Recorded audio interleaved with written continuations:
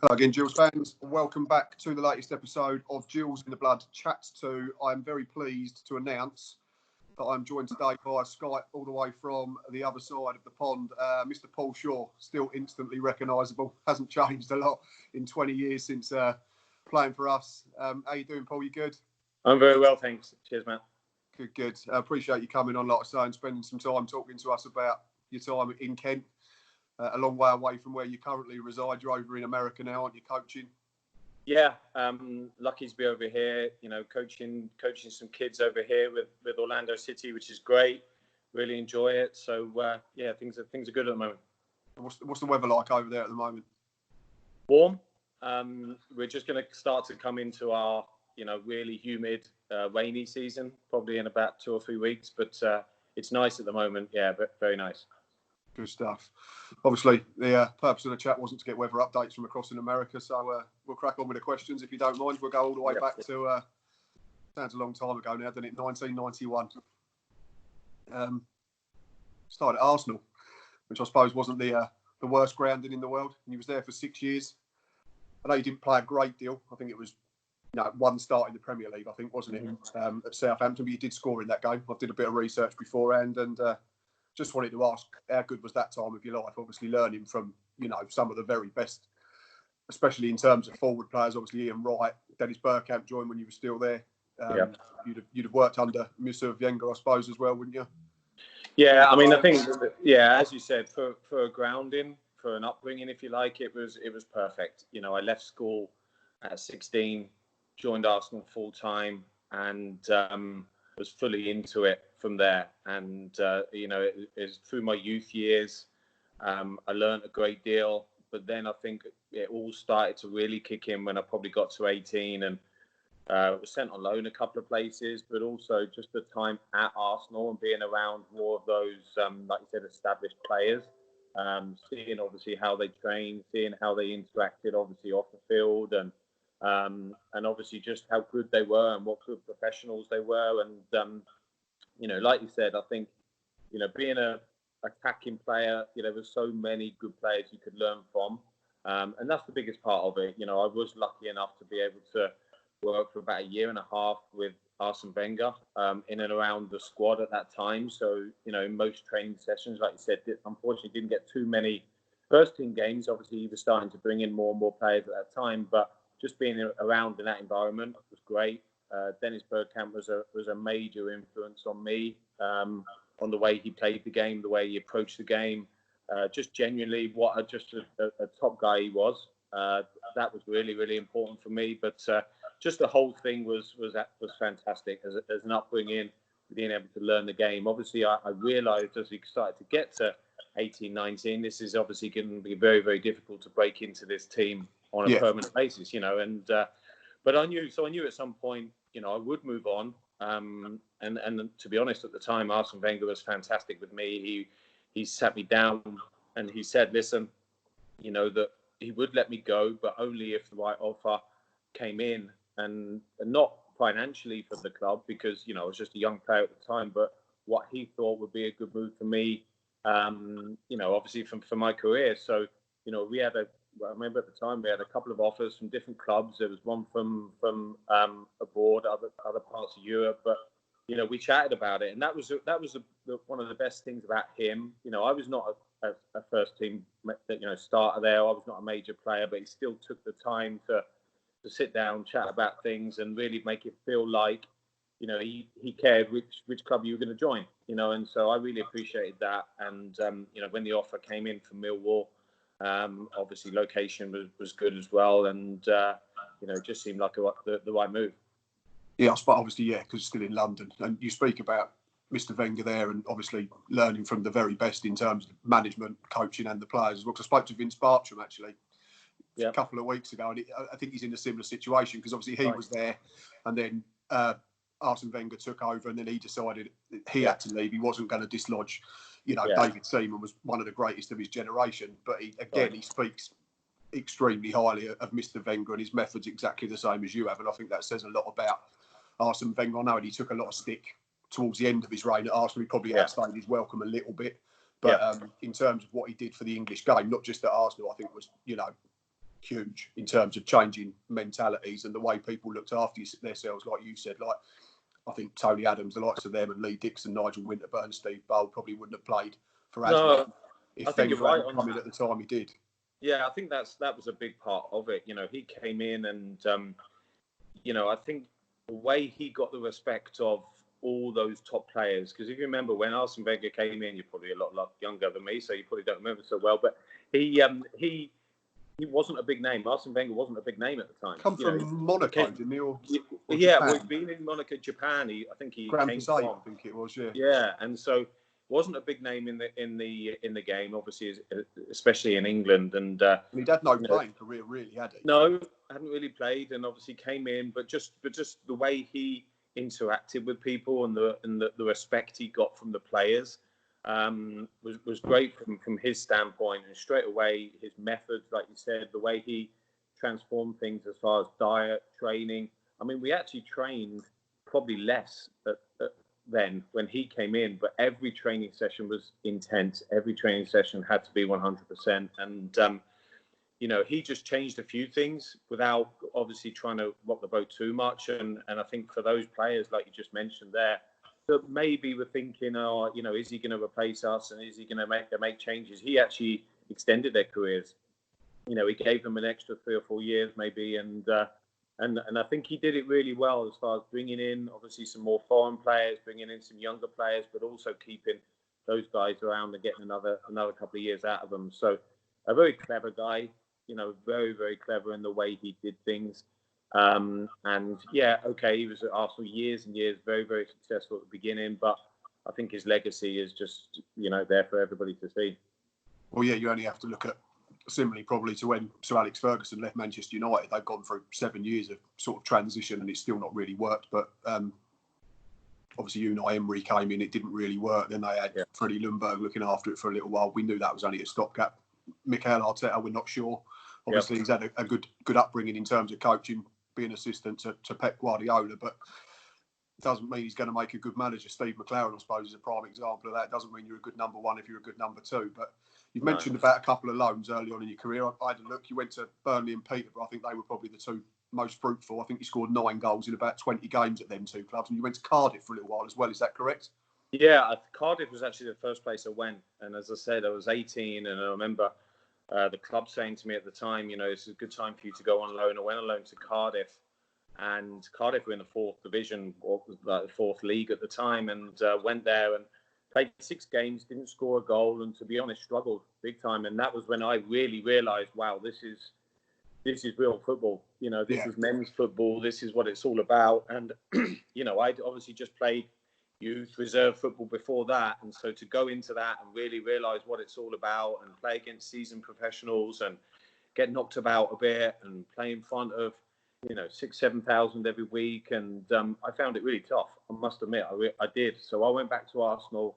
It gave me a little bit of a reality check, and then you know, obviously that they were great with me, Arsenal, and you know, and said, listen, we're going to send you out again when we feel like it's right, and thankfully for me, the other two places really worked out, and they were really good for me. But that's what happens, I think, to a lot of young players. I think I was in the Arsenal bubble, if you like, you know, thought that this is what it was all about, you know, fantastic facilities, you know, everything was done for you, you know, everything was perfect. And then I went, as I said, to Cardiff, who were in the 4th division, and, you know, you had none of that. You know, it was tough, you know, and so I realised that this is like real football, and I had to adjust. So, you know, thankfully in my, you know, 2nd and 3rd loans, I did.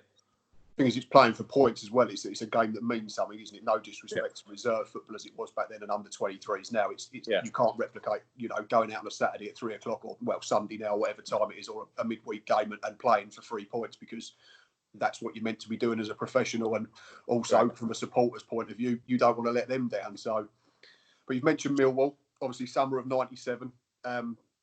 You decided to move on from Highbury. And I think you've already answered this question. You've said you knew you had to move on. You wasn't going to break into the Arsenal side on a regular basis as much as you'd enjoyed it. And I think it's probably fair to say that then was where you really established yourself as a professional footballer. I had a look, you got about 30 goals in around 100 games, because you've never been an out-and-out striker, have you, Paul? I think, is that fair to say? You've never been like a number 9. You've always been, I suppose now, the trying to compare it to like modern day football is like a central attacking midfielder type thing, or you drift out wide and link play rather than being, you know, the focal point of the attack. Is that a fair assumption of how you played your game?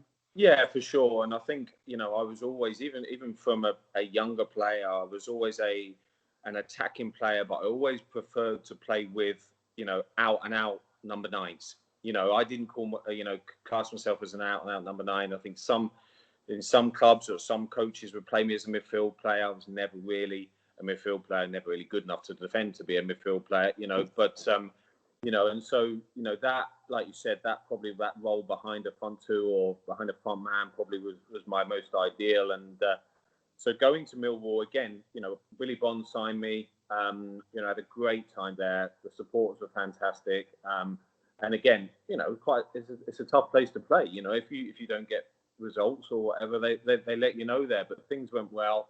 It's a fun place to go as a fan as well, especially when you're a Gills fan. I know, I can imagine. But what, you know, the thing is there, you know, Billy played me at times as a midfield player, at times as a forward, and I would play many different positions. But again, the biggest thing for me was, I think in that first year I went there, I played in every single game, every minute of every single game, and that was like fantastic for me. You know, it was like you said, going into a team that you had to get results. Yeah. We were in a transitional period there at Millwall. We had some younger players coming through, your Tim Cahills and Stephen Reeds and people like that. But, you know, they were not really ready to play all the time. And then we had obviously some more established players there. So it was a little bit of a transitional period. And we started the season very well and then tailed off quite a lot in the second half of the season. But again, for me to go there and play real first team football and learn so much was really good for me. Excellent. Just obviously on a side note from what we've said about your position, I suppose, did you find it trickier or in a way, because back then in the late 90s, I think 99% of teams were still playing 4-4-2, whereas now I suppose you was in a weird way, you was probably about 15, 20 years ahead of your time. If you broke into a team now where they play two sitting midfielders, two wide attackers and a number 10 behind the striker, right, I suppose you'd have revelled.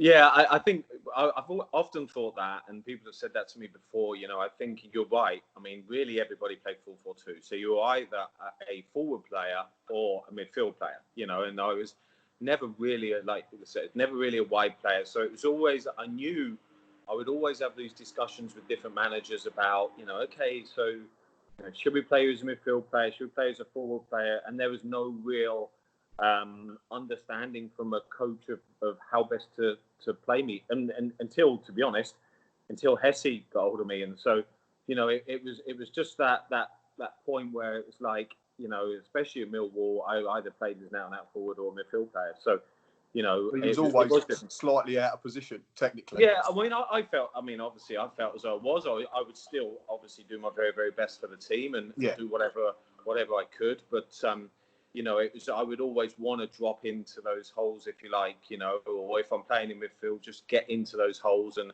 you know, it was not ideal at times, but, you know, I had to get on with it. You know, I was just a small piece of a team, you know. Yeah, of course. Yeah, like today you hear, you know, let's play in between the lines and drop into space. And again, it sums you up to a T. But back then it was two backs of four, two strikers. And like you say, it was more rigid shapes almost. But you've mentioned Gills and Hesse, so we're fast forward to the summer of 2000. I think you'd lost in the playoff semi-finals the same year that we went up. You lost to Wigan, didn't you? And was it just a simple case of Gills were in a division higher and you couldn't turn that down at that stage of your career? Because I'd imagine you was approaching what you'd look at as probably being coming into your prime years of your career. Was it just that, or was there any other offers on the table from Championship clubs or old Division 1 clubs, as we like to? No, I mean, I think as soon as I knew that Gillingham were interested, it was a club that, again, I wanted to join. I thought it was a great move for me. Obviously, I played against Gillingham for a few years before that, so I knew the players pretty well. I knew, obviously, they were a very good team. Obviously, going into the Championship was a big bonus for me. And so, and towards the end of my time at Millwall, I had a couple of injuries, and you know, so I just thought it was the right time, you know. And so I obviously spoke with Hesse, and you know, just as soon as I spoke with him, it just felt like, you know, the right move. So I was delighted that summer that it could happen. And how easy was it to integrate yourself into that group? Because the biggest thing in speaking to all the boys that were in that group, you know, I've spoken to Vinny, like I say, I've spoken to Saabs, I've spoken to Bob Taylor, who left just before you joined, but was in that similar group that Tony Pulis built, and then Peter Taylor tweaked, and then Hesse took on as well. They were close-knit. I think that was the biggest thing about that Gillingham side from the late 90s through to when we probably got relegated out of the Championship again, was that as much as you all had ability, I think a lot of Gillingham winning football matches was done in terms of work rate and togetherness. How was it tricky to integrate yourself into that group, or were they all really welcoming? No, actually, it was the complete opposite. It was so easy that I remember actually the day I signed, and I remember sitting. I was with my wife. I remember sitting on a table with Hesse and the chairman Paul Scally, and Hesse said to me, "I'd signed the papers," and Hesse said to me, "Tomorrow we're going to Barbados for pre-season." And I remember my wife looking at me, "Really, tomorrow?" And I'm like, "Yeah." So it was like literally next day I met them at the airport, you know, and we went away for pre-season, and it was almost the perfect time to obviously get to know everybody and for them to get to know me. And we went away. We had a great pre-season. But to be honest, it was the easiest group because yes, okay, there might be a tight-knit group and whatever, but they were as long as you wanted to be part of that group, then they were great. It was such an easy group to be in. As far as like you said, as far as team spirit, I'd never known anything like it than we had there at Gillingham at the time, because I think, like you said, everybody had ability. You know, there's no doubt. Obviously, we went into the Championship and proved for a couple of years that we could live at that level. But I think the biggest part was everybody understood each other. Everybody got on really well outside of the field, off the pitch. And so we managed to really bond.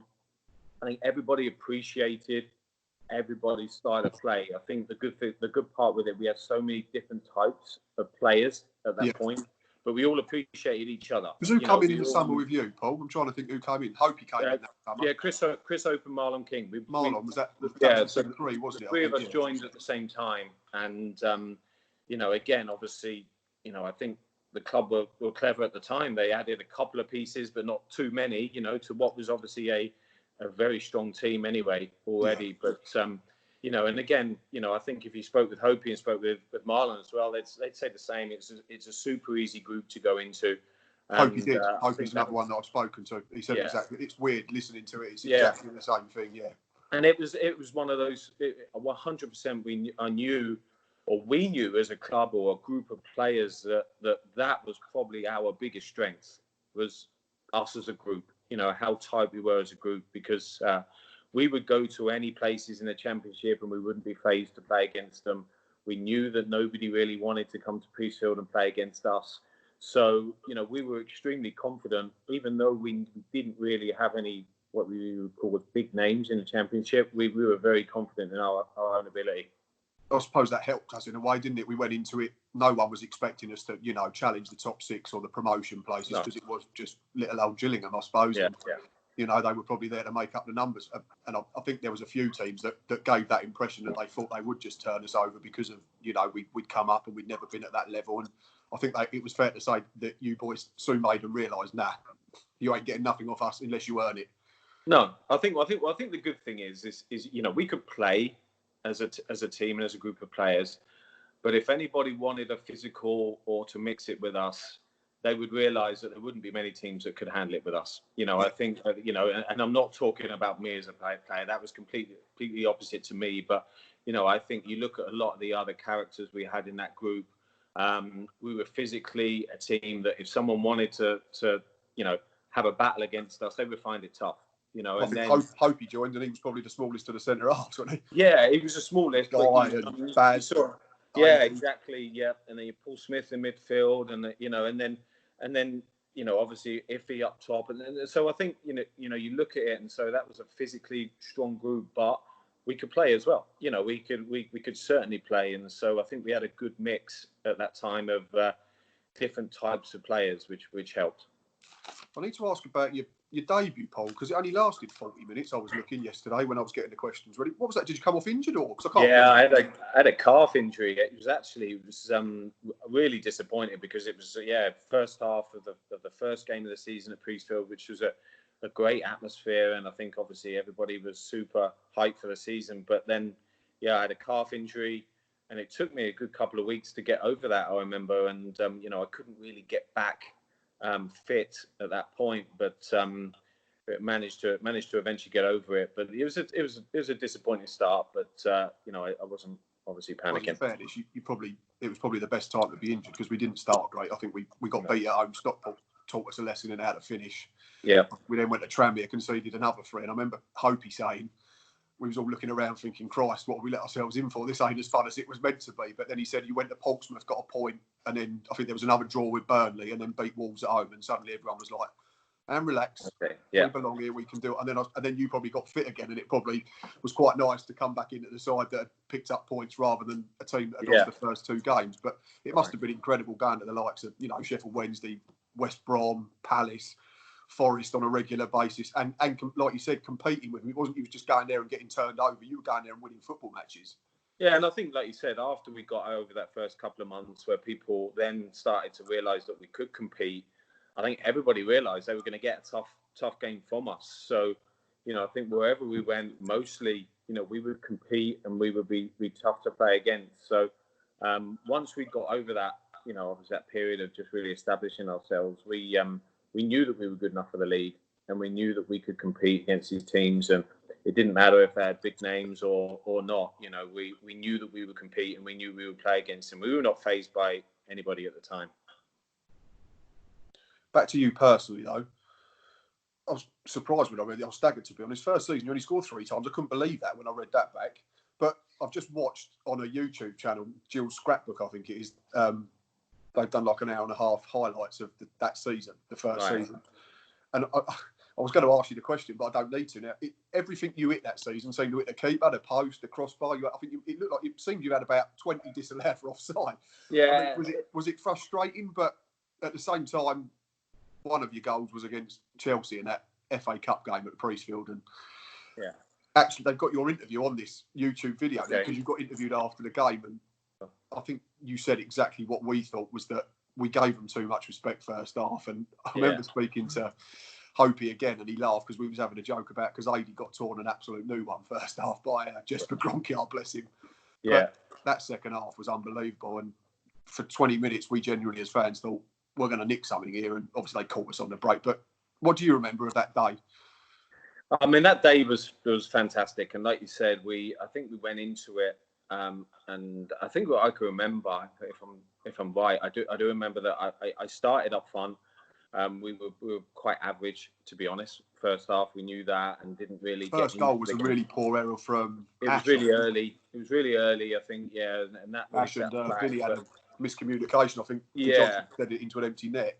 And then we had a little, obviously, chat at half time. Hezzy changed a few things and formation a little bit, and we just said to each other, let's just give it a go. Let's just get at them, and we did that. And obviously once you do that, and we were at home and the crowd got behind us, and it was fantastic for a bit because we really did start to put them on their heels, and thought that we were gonna get something from the game. And like you said, they just caught us on the counter attack towards the end. But the atmosphere in that second half, I remember it really well. The atmosphere was really good in Priestfield at that time, and it was a good day. It was one of those that obviously we're disappointed that we didn't get more, and at least take it back for a replay. But we really we were pleased that we actually performed a little bit in the second half rather than just carry on as we did in the first half where we didn't really compete enough. So. Yeah, because I think after half hour, as fans and probably as players, we were all thinking, Christ, we could be on the end of another. Because they'd beaten us 5-0 the season before at Stamford Bridge. Yeah, that's right. Yeah, I remember that. Yeah, and I do remember the fact that that season, actually, that first season, was the strangest season I think I've ever had, because I did feel as though I was playing well. I was playing well in a lot of the games. I felt like I was contributing well and everything was going well. It was just that final piece. But again, this is the difference between obviously that dressing room and and some others is between like the players, between the staff. There was no pressure from anybody for me to score goals. No, and I think there was still plenty of assists and things like that. It just didn't seem to want to go in between the two posts. Yeah. And then obviously we were still getting some decent results, which was good, which obviously helped. And so, I just felt like, I just needed to continue to try and play well, in the games, which is obviously really important, and everything else sort of fell into place. But, it just, the goals, just like you said, it just wouldn't go in for some reason. But, it was a very good season. Enjoyed the season. Yeah, we finished 13th, and then the following season we finished 12th again. But I want to speak to you about this FA Cup again. There's a theme here. Is obviously February 2002. You know where this is going. Yep. We got drawn to go back to Highbury, where you've grown up. Yep.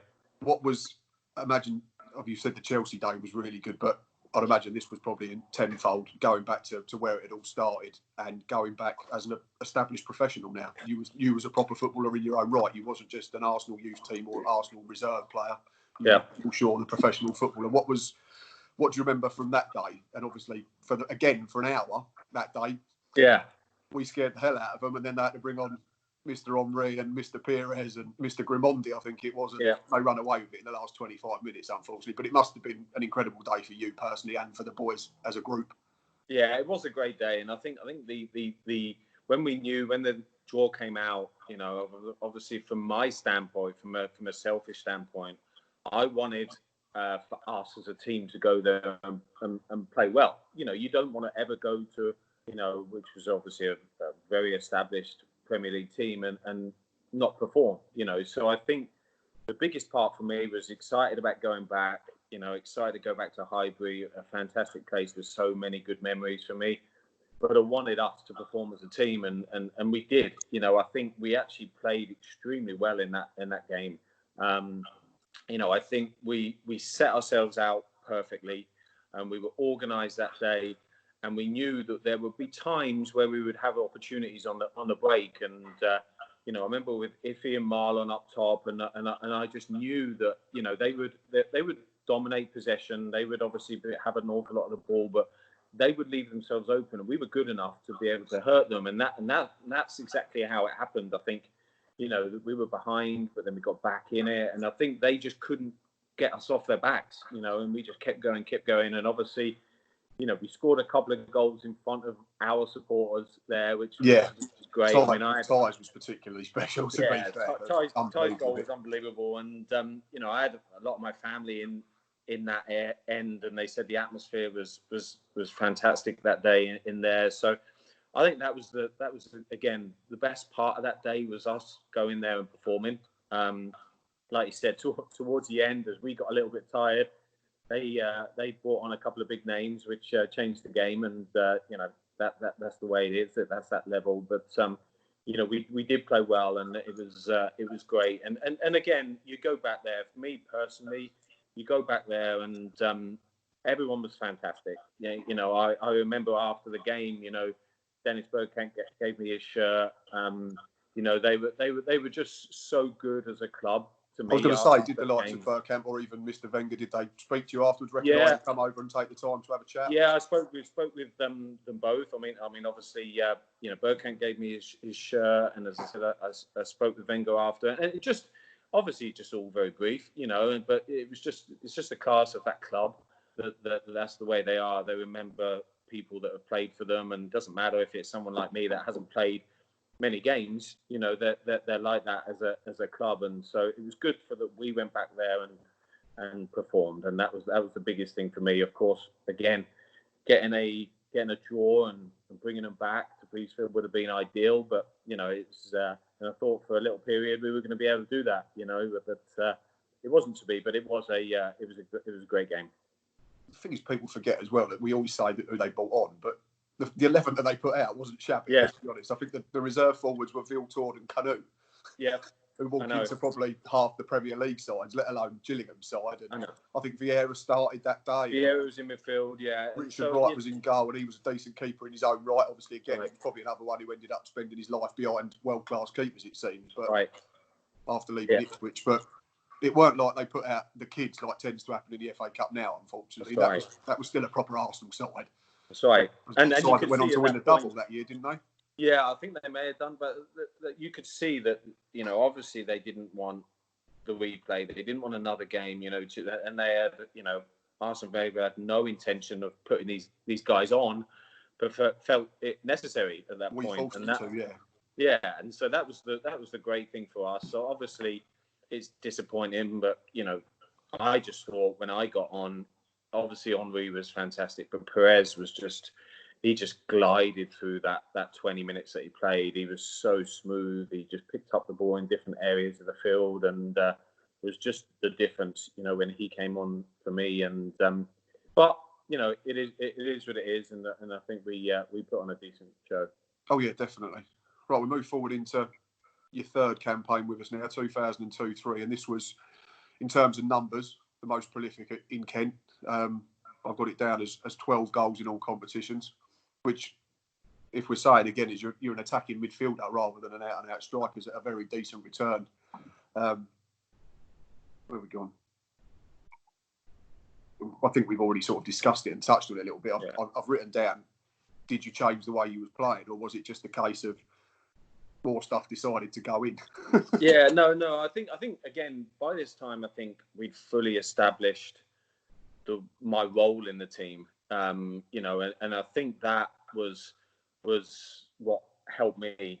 You know, it was, as I said, it was the first time I think that I'd had a manager that really understood me. The good thing about that is I think the rest of the players understood me and I understood them. And so, you know, we just had this very good understanding that, you know, we would play two up top, I would play behind, and then when the opposition had the ball, I would drop into any wide position and the rest of the midfielders would shuffle. And when you had midfields like, I mean, there's so many different guys, but Paul Smith, Simon Osborne, Marcus Browning, Ty Gooden, Hesse was still playing.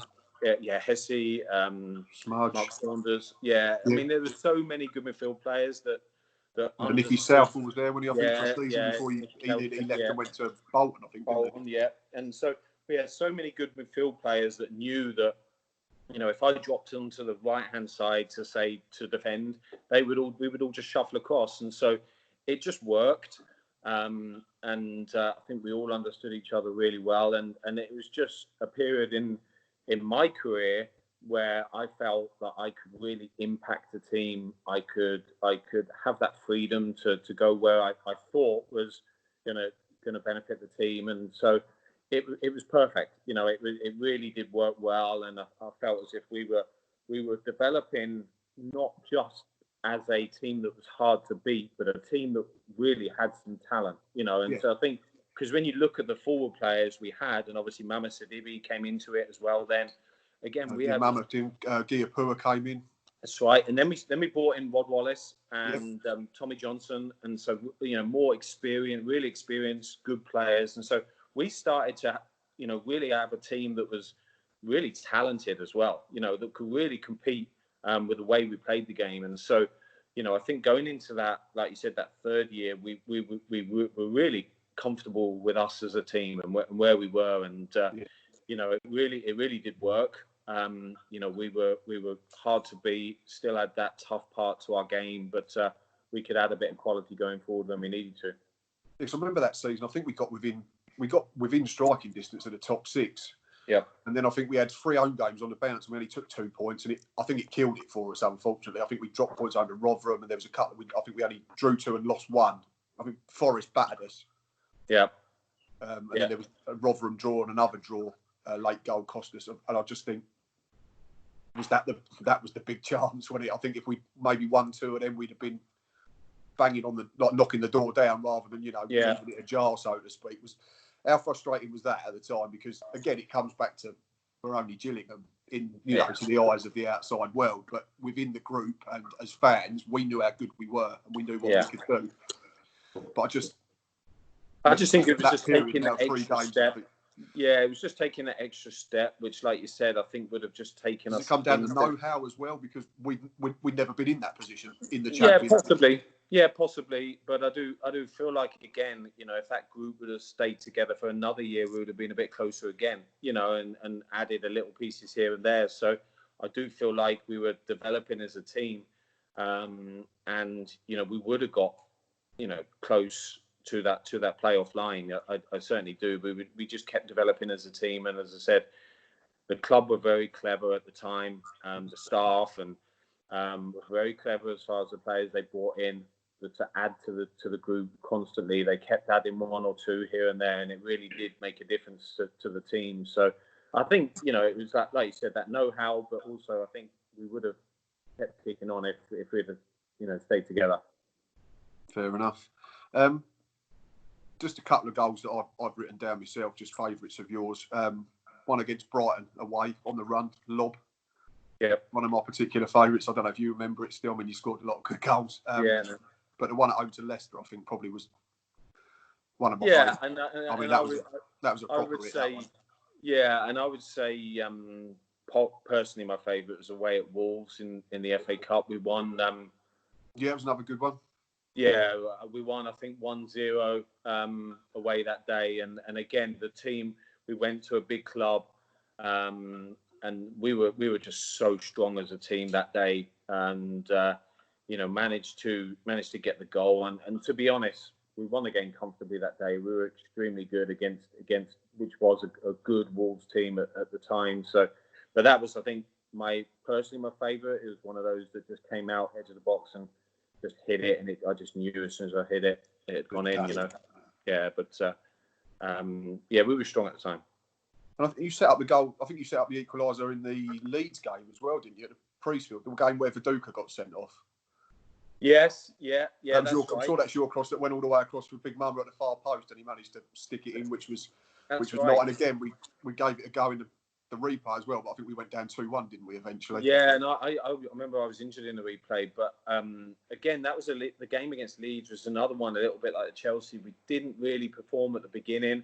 We were I don't know, we were not quite at it, and we gave them a little bit too much respect, and but really started to play again, second half, and we were unlucky not to win that game. And they had some, like you said, Viduka, they had some big players at the time. Oh, again, it was a proper Leeds side, it weren't it? Yeah. I think Viduka played, Alan Smith scored a good goal, I remember. I think Eric Backer played, Ian Hart. That's right. Radaby might have still been there then. Yeah, they had a strong team. They were established.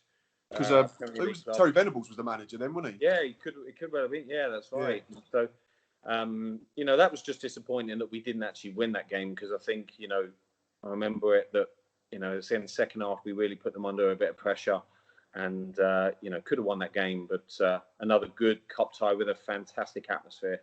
Yeah, you take in terms of FA Cup games, you seem to do all right. We had one big one every season that you were with us. I mean, Chelsea, Arsenal, Leeds. They don't come much big. I mean, you can chuck in, a United, a Liverpool at the time, a Man City now. But yeah, if you could pick three, I don't think you'd have probably turned any of them down. No, and what we did as well is we knew in those first couple of rounds, and again, this is where the staff were very good and very, very clever. Is we never saw the FA Cup as one that we would, make some changes. Maybe we didn't have enough players to do that, but we saw it as an opportunity to really go and play against these big teams. So I think for all of us as players, the FA Cup was something we wanted to play in, and we wanted to make sure that we got through a couple of rounds, and obviously we had that opportunity to play against some big clubs.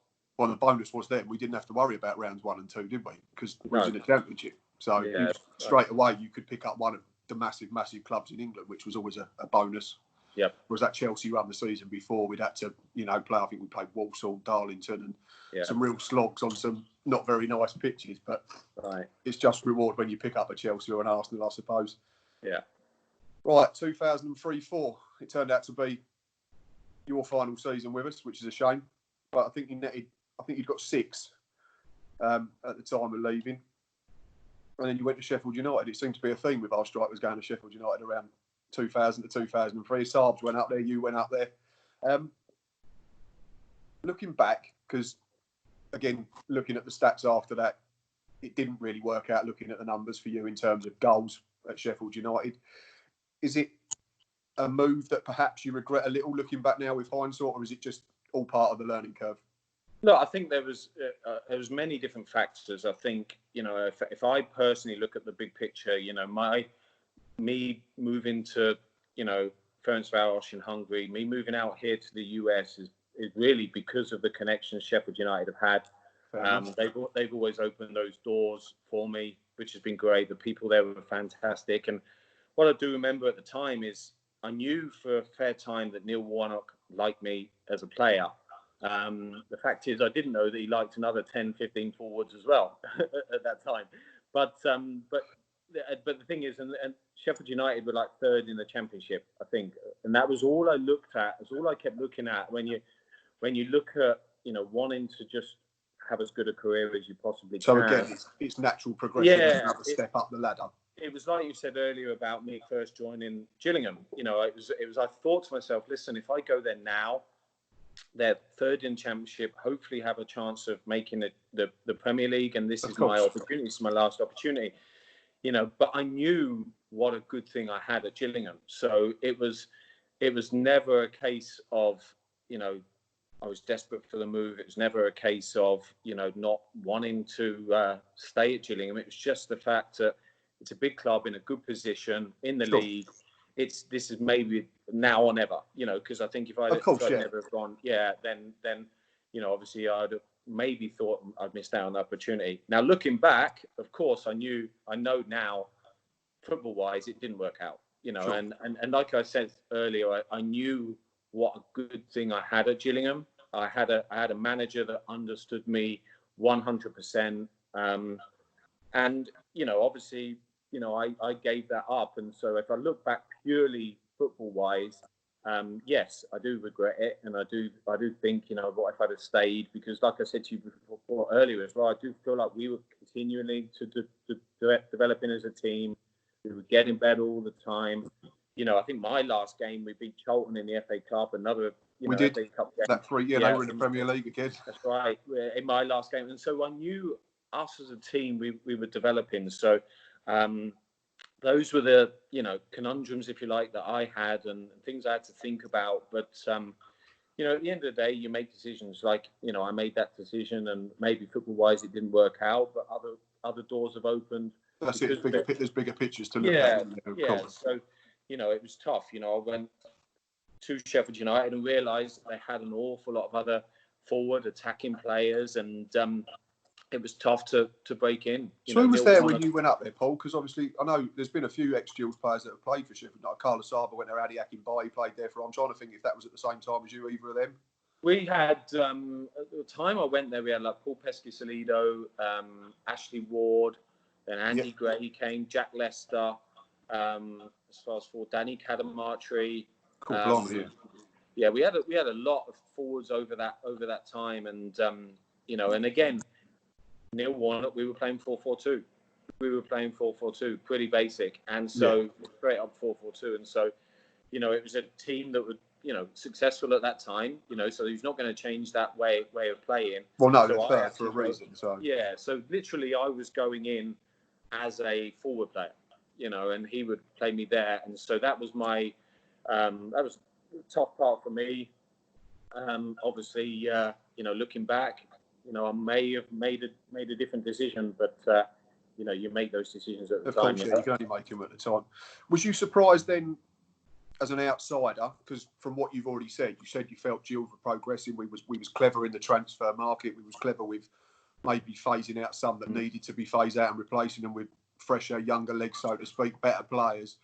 Was you then surprised to see the fact that then Gills struggled for the remainder of that, and it went to the final day? We only just stayed up on, I think it was goal difference, and I remember Steve Banks making a ridiculous save the last day, and we stayed up. But did it surprise you? Because all that you've spoken about today was you thought we was going to keep progressing and keep pushing towards, the top half, the top 8, the top 6 potentially.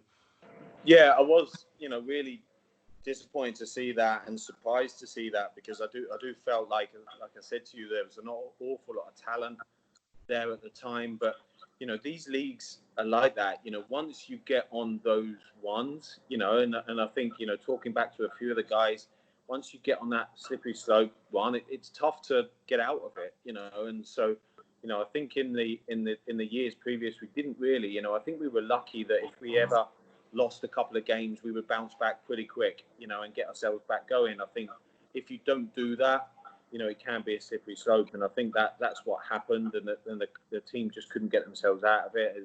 It was obviously disappointing to see, because I felt like, we were a team that were really pushing in the right direction and definitely moving forward. Because like I said to you, I think when I left, just beat Charlton, and I remember that game very well as well. It ended up 3-2, but we were dominant in that game. They only scored late, and we comfortably won that game. So, we were a good team, but these things happen. Like I said, if you get on a little bit of a one that's difficult to get out of, obviously you lose confidence. You maybe try a little bit too hard. You change things around, and it's hard to keep it going.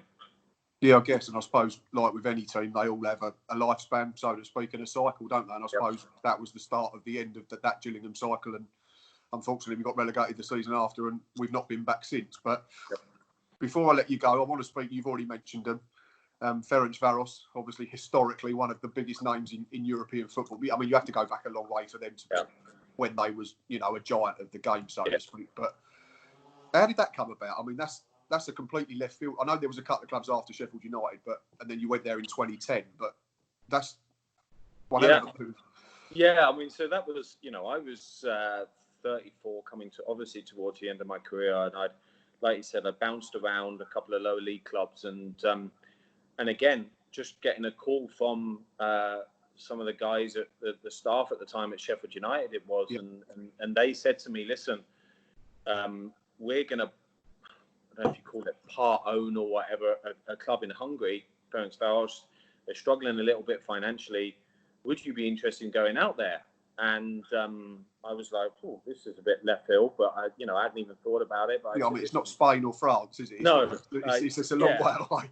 And I remember the call to my wife to say about, how about Hungary? And she's like, Hungary? So, but they were great again. They said, listen, just go out there, take a look at it, go for a month or so, and if you don't like it, come back. There's no, because I remember I went out there in their first part of their season, and so I couldn't sign for them. I couldn't actually sign. I was past that deadline signing. So they said, listen, go out, see if you like it. If you like it, then obviously you can sign for the second part of the year. So they have a winter break in the middle. So I went out there and loved it. I must admit, I went out there on my own. And then my family came out a couple of times just to visit, and it just felt right. I loved the city. It was a great place to live. The club, as I said, had been taken over by Sheffield United, and really the goal, they'd been relegated through financial issues. So the goal was to get the team back into the top division, and so that was our biggest thing. And so we went there. Obviously, we managed to do that. I spent 3 years there. And to be honest, as a family, we absolutely loved it. It was a great place to live. They looked after us. Our boys were young at the time, but they went to the British school there. It was just a great city to live in, and it was a great club. It's a big club, very passionate supporters. They expect you to win every game that you play in. Right. But it just gave me that little bit of a kickstart, which I needed at that time. It kept me going. As I said, I that was really my last club. So was you? I suppose would you have been maybe thinking about winding it up if that move hadn't come about? Because you said you was knocking around a couple of lower league clubs and it hadn't really worked. Do you think you maybe would have retired if that move hadn't come about? For sure, because I'd started my coaching badges. I'd thought about that. I was doing some coaching at Rotherham at the time in their academy, and so I'd really thought about that. I knew that was a route I wanted to go down anyway, but when this came up, this just gave me an extra 3 years, which I didn't think I'd have. The great thing about going to Hungary at that point is the league was very technical. There's a lot of very technical players, but didn't have the pace or power like I was used to in England. So it was almost perfect for me. I was going to say that must have suited your game down to a T, didn't it? Exactly, perfect. So that gave me that extra little bit of time. We got the team back, obviously, into the top division, and it was always a goal of Sheffield United to get the club back to the top division, and then almost give the club back to the people, there. Right, okay. So we pretty much knew that once that happened, that it would go back to some, Hungarian owners, and that would be the time for us to come out of that anyway. So It worked out perfect, you know, and as I said, it was a great end of my career because it was a good place to live and play, you know. I think it's fair. Your numbers out there were really good as well. I think he was going probably goal every other game. Yeah, yeah. Which was and then your most prolific, I think, throughout your career. And again, it comes back to the role you play. You shouldn't be going at that rate, or you're not expected to go at that rate. So, but I think, yeah, if I looked, I mean, Wikipedia's not 100% kosher all the time, but no. I think you scored about 21 goals in about 40 odd games, which is a really good rate, especially when you say 2 years before you were thinking, I'm going to hang my boots up and start doing coaching. And that was perfect because at that point, I think, you know, as you mentioned, the game was sort of changing, evolving. You know, we were playing pretty much 4-2-3-1. I was one of that player playing as number 10. Yeah, that's right. And so it sort of worked. It worked for me. You know, we had some good players at the time and good players at that level. And you know, it was just an enjoyable time to be there. You know, obviously, and you know, a good place to play. Real good, passionate support. Excellent stuff. And now, obviously, you're even further afield. So, how did Orlando come about then, and what's your role out there specifically? Yeah, well, again, you know, there was some connections with some guys at Sheffield United who said to me that there was a role actually in New York coaching. Well, it was actually player coach to start with, a USL club, which was like it's the league below the MLS. Right. So it was a club starting in New York. Would I be interested in going out? So I went out there and, you know, started playing and an assistant at the same time. The coach left. I took over the team. But at the end of that season, the club folded. So that was a real issue. So we moved out there as a family to New York, and suddenly we were in New York and like, club's folded. What do we do now? You know, and I was really lucky that Adrian Heath, who I played with at Burnley all those years ago, full Everton striker. Yeah, that's right. Was the manager here. Still am older, you think? And so he contacted me and said, "Listen, we're starting up a youth side. Would you be interested in coming down?" And so, of course, I was like, "Yeah, I'd love to." So, you know, got the opportunity to come down here. That was like 8 years ago now, and been here ever since. And so the club has obviously developed. You know, we're now an MLS club. You know, I work for what they have here is like their MLS club, and then they have like a youth club under that. Right. So I work for the youth club. I'm technical director for the youth club here. So within my role, we have boys and girls. We have around about 2,000 kids. That we've developed players at all different levels. So we have those top level players that are looking to get into the MLS Academy. Yep. And we have obviously the rest of some players that are just recreational, you know, and enjoy playing. So I think the good part of it for us is and for me is I oversee all those teams, all those coaches, and you know, we send a lot of kids. Majority of our kids will go off playing college, and we prepare them for that. Then they go and play in college and go from there. So that's a big part of their pathway here. And then obviously, as I said, some players will move on to the MLS Academy. So it's worked really, really well. I really enjoy the role. Obviously, it's a great place to live. And you know, it's all worked itself out at the moment. So we always said, me and my wife always said that, listen, when our boys get to a little bit older, 12, 13, high school, which is here age, you know, we try and settle somewhere, because never really settled anywhere more than, you know, 2 or 3 years. Course, you know, yeah, so that's one of the drawbacks, I suppose, to a life exactly. of a professional footballer. Well, my family, my boys have been to so many different schools, you know, all around the world. So very, very lucky and experienced an awful lot. But we did want to find somewhere that we could try and settle for a little bit. Course, and this has worked itself out. And again, through connections, you know, obviously we've been lucky that doors have opened, and you know, we've found a good place here at the moment. So, but I do miss. You know, I do miss the football back at home. That's. I was going to say, so is there plans to come back to it? Do you have aspirations to be a manager properly? You know, of an MLS team maybe, or an EFL team back in England one day, or? Yeah, who knows? You know, I think my biggest goal is to you know, enjoy what I do at the moment, learn, my two boys will both be going off to, one's in college now, one will be going in a year's time. That's our biggest goal at the moment, is to get them set up. Then once after that, who knows? I might be here for another 15 years. I might not. I really don't know. I don't think there's ever going to be a case where I'm going to say this is where I'm going to be or this is what I'm going to do. Because being in this game, you never know. You never be sure. But I've taken all my licenses to make sure that obviously if any of these doors do open, then I can do it. But I always thought that if it's coaching youth or if it's coaching senior players, I'm not too fussed. I just want to be involved in the game. I love the game. The game's given me so much that I would just want to give back a little bit now.